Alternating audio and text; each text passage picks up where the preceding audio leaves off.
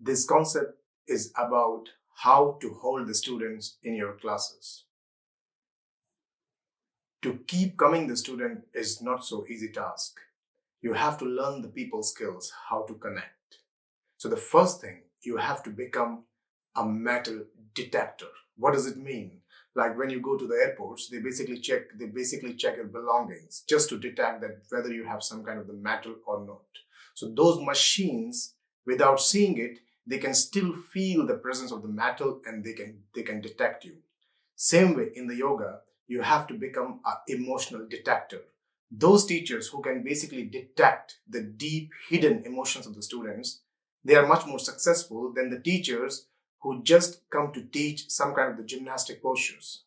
The students are coming to solve certain kind of the issues which basically they cannot tell you straight in the words. So for example, sometimes they give you the hint that you are standing with the student somewhere and he says you that he is feeling this lower back pain quite often.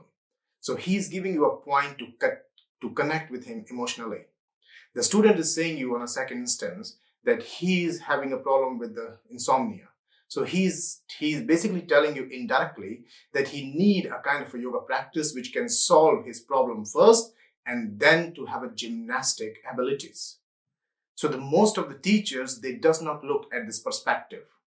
So you have to detect the deep emotional needs and the physical issues of the students, what sometimes they cannot express in their words. The second part is called needs. It means need, interest, concern, and expectation. Once you have recognized the need of the student, you have to bring the interest of the students in this class. You don't have to become an interesting teacher. You have to become a kind of a teacher who is interested in their students. And this is extremely important because most of the teachers, if you see them in the Facebook or in their Instagram, they just want to be interesting by showing their postures, showing their physical abilities, but they are in this real class time, they are not able to be interested on their students. So basically, you don't need to teach a student what you like personally. You have to teach what is good for him. And slowly, this is going to create the interest of the student in the yoga practice and you. The second thing is about the concern.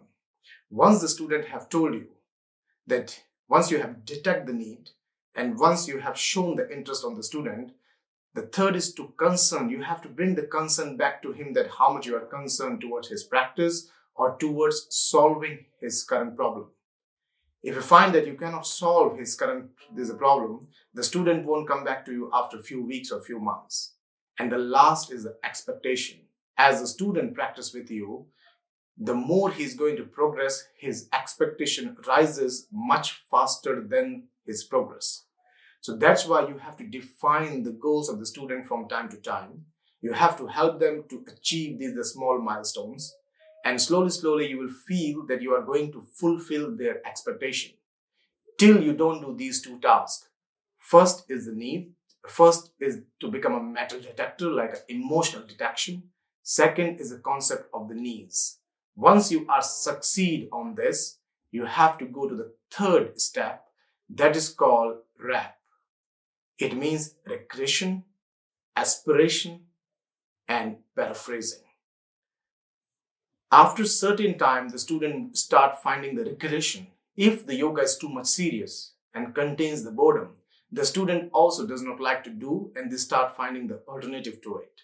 So that's why you have to find the way how to recreate the student because his mind is in a vikshipta state. It's kind of a distracted state. So you have to bring his attention from back to back, and to make him to entertain while teaching the yoga.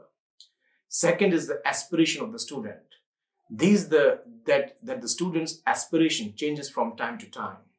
When you will teach them, you will find that in the beginning, the aspiration is just to hold the toe or just to solve the problem of the back pain. But after some months, the student aspirations goes much higher than his capacity to practice. So that's why you have to bring a sequences that basically help those students to come in a concentrated, the fourth state of the mind, what is called ekagra, and slowly these aspirations will go, and student will build a trust on your decision, what you decide for the student. And last is paraphrasing. The meaning here implies that you have to paraphrase the student what is the purpose of the yoga and how it is subjectively helpful for him or her. So finally, the paraphrasing, it forms a goal because normally the student sticks with the final paraphrase of the teacher. So that's why if you can do these 3 steps, you are able to bring the student very easily to your class, and you does not need to impress the student. The book of the Patanjali says deep impressions. You always remember those things which are deeply impressed on you. Basically, the impressions comes from the word impress.